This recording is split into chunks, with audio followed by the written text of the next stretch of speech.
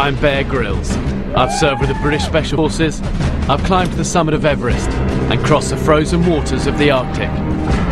Now, my challenge is to survive one of the world's largest canyon systems, Copper Canyon, Mexico.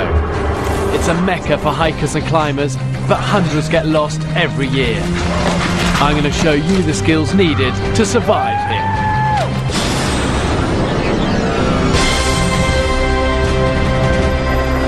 I'm entering Mexico's Copper Canyon, 300 miles south of the US border.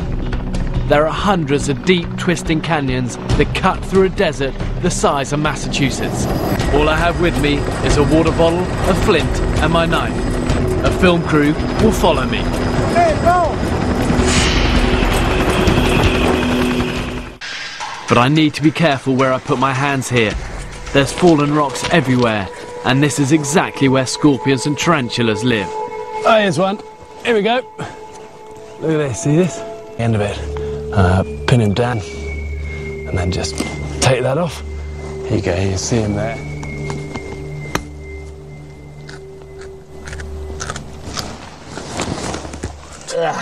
But if you have nothing else to drink, it could buy you extra time. Moving through mountainous terrain takes its toll on your energy levels, and it has to be replaced. Now you must start the search for food.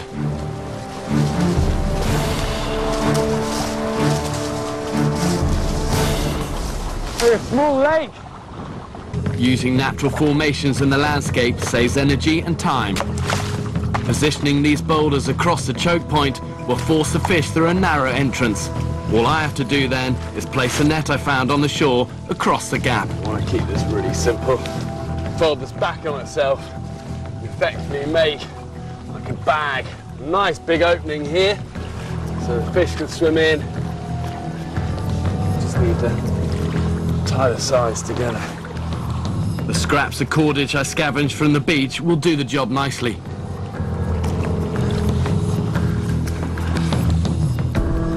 Okay, that's the sides sewn up together.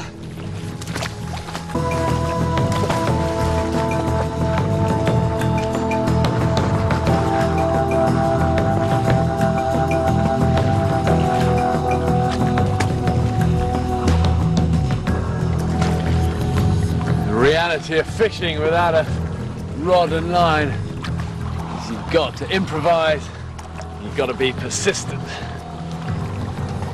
I always like the story of the great Scottish warrior Robert Bruce, and after he was beaten by the English he sat in his cave.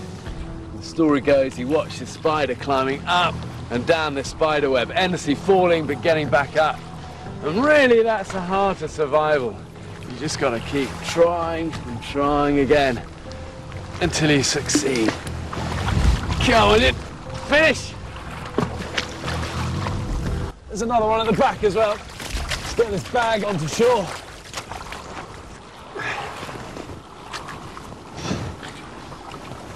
One with... Okay, that's the result, 2 fish. And really, if you're hungry, a little trout like that, it's fine to eat raw. You know, all freshwater fish are edible. I hope this shelter protects me from the bitter alpine night, because tomorrow I'm going to need all the energy I have. It's going to take me hours to dry my clothes completely, but that's going to give me time to set up camp. When there are no caves around, the Raramuri use smoke blankets to keep warm. That's what I need. What I'm going to do here is just build a second fire over here from the embers of this one. These cypress branches will be comfy to lie on. Dig a trench between the fires to put them in. This will stop you rolling out into the flames. Then surround them with stones to stop the cypress catching fire. And I've just got to get out of these clothes.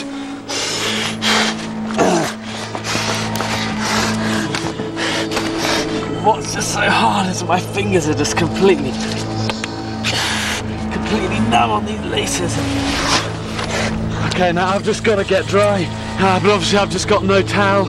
Where they're going is going to be civilized tonight, and if we can just cross this last valley, follow those tracks, I bet they'll lead us home and safe. And they did. It's been a grueling journey. Cold, often wet, and at times lonely. But if I've learnt one thing, then it's this. These mountains may look beautiful and be the perfect place for a holiday, but they can be treacherous, and they demand the utmost respect.